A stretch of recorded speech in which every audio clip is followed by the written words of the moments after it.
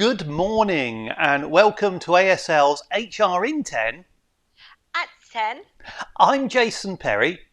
And I'm Kimberly Bradshaw. And today I'm coming to you live with COVID, I ought to add, having tested positive yesterday. So I think we need to make sure that everybody has their antivirus software working absolutely. Well. Doing this remotely, I know you've got your antivirus software turned on, so we're kind of all right. It's been a bit of an interesting experience, Kimberly, and it kind of struck me we probably ought to talk about the consequences of flexible and hybrid working. Because once you actually are in this position, it's very obvious how easily it spreads. As much to my disappointment, I know I've already infected, I think, 4 people, and it's possibly rising.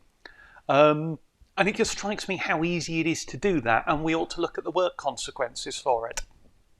Yes, and also those 4, who have they potentially infected? Yeah. So it spreads quite dramatically, doesn't it? Yeah. I mean, the good news is I can say with confidence that I haven't infected any of my colleagues, any of the team at ASL, and that really is down to hybrid working. And we've talked lots about the practical benefits of it, how it makes people's lives easier, how it gives a better work-life balance. But it really has focused my mind in the past couple of days just how much it has the potential to restrict the spread of the virus.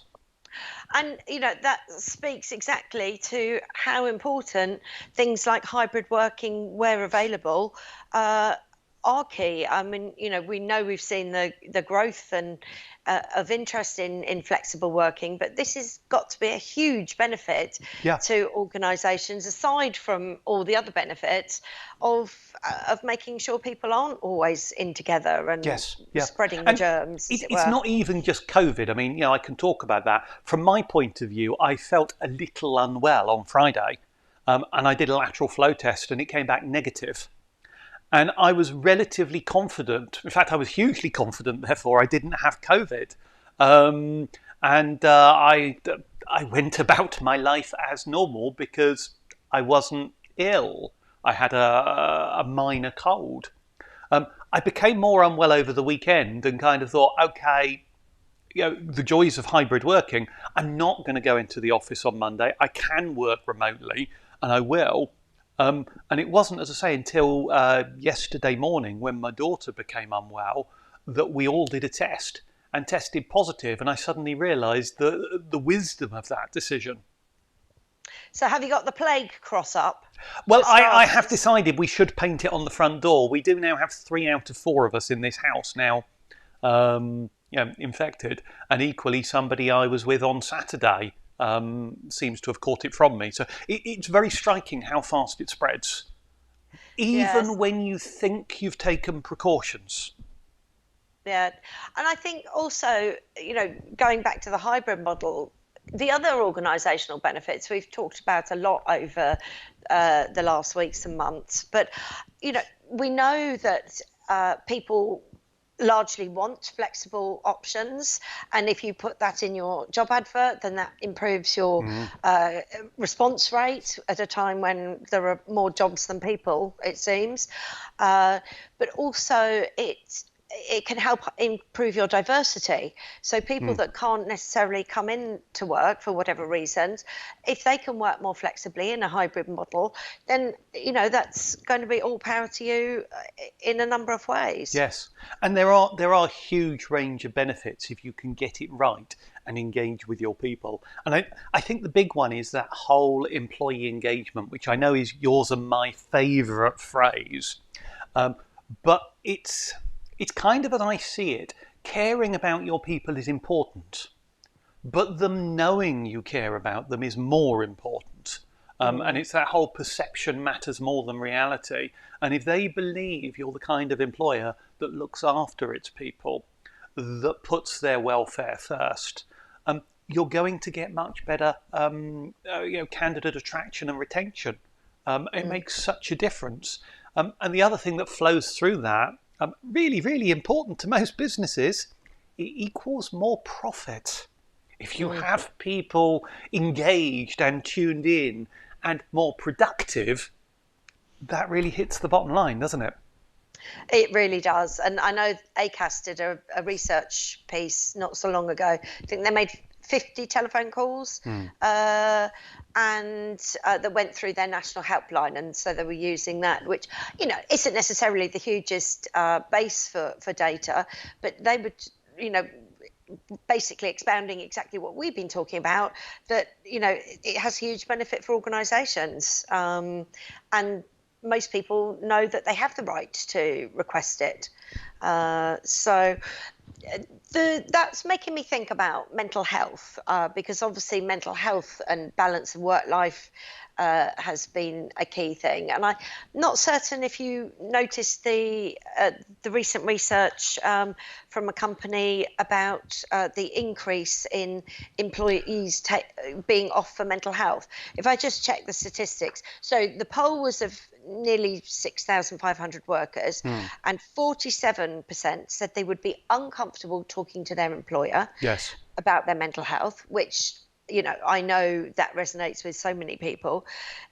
Also, there has been a 16% increase in the number of employees taking days off work because of mental health. And there's separate data that shows the increase of people going to their GP for mental health.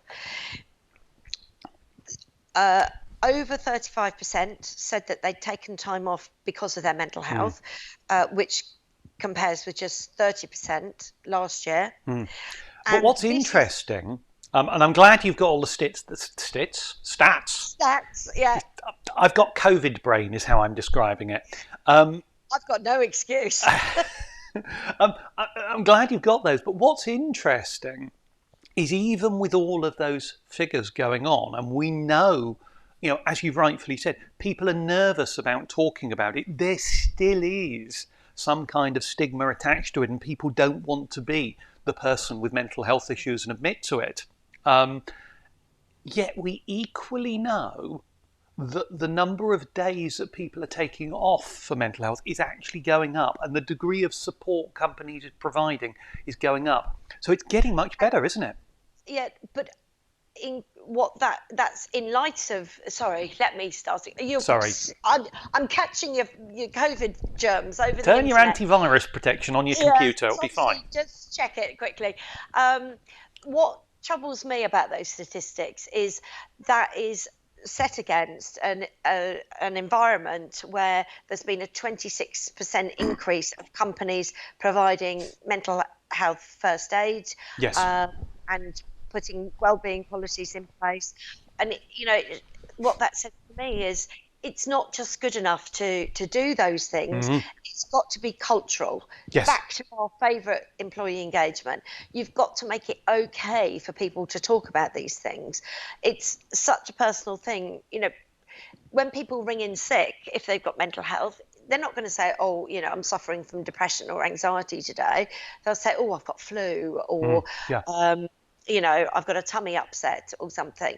So it's okay to say you've got. I'll tell you something really shocking, Kimberly, and you're right on all of that. But I'll tell you something really shocking. This isn't even just let's call it an employment problem as much as it is. Yeah. This is a cultural problem about, let's call it Great Britain PLC. Because right now I can tell you, if you have a school child call into school sick with mental health, the school do not recognise it exists. They will put it as an unauthorised absence rather than even record it.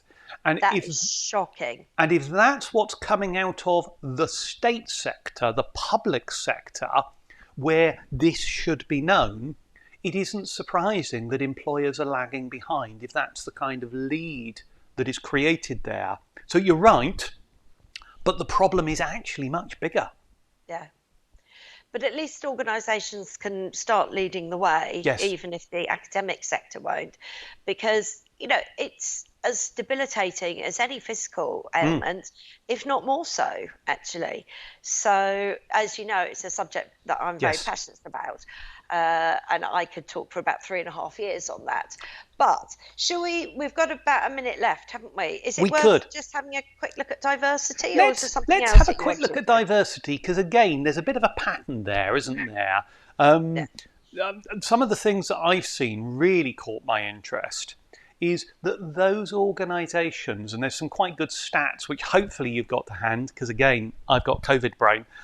There's some quite good stats that show that those companies that have actually engaged with and invested in their diversity strategy have higher productivity and higher profitability, aren't there? I have those to hand, Jason. There You'll we be go. surprised to Perfect. know. So, companies in the top quartile for gender diversity on executive teams were 25% more likely to have above average profitability. Yes. That was even more increased when there was a culturally and ethnically diverse executive team, Yes. and profitability went up by 36%. I guess the thing that I wonder when I see those figures, because they really catch my interest, but the bit that I wonder is whether or not, shall we say, having a more diverse team creates greater productivity and profit, or whether the companies that actually are the most efficient, the most capable at running a really effective, productive business are the ones that actually do the right things anyway. So I'm not sure where the causal link is. I have a suspicion that if you can run a really good business, you're going to do the right thing because you know it's the right thing. I'm not sure it's the right thing that makes you more profitable. Yes, I think you're right. And also, where is the data from? Is it mainly, what kind of organisations? How was their ethnic mix? Indeed. So, yeah. But an interesting one to wrap up on.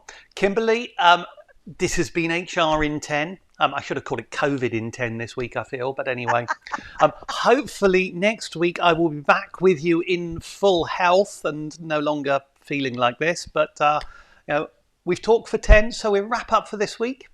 Thank you very much. And we will see you again, same time next week.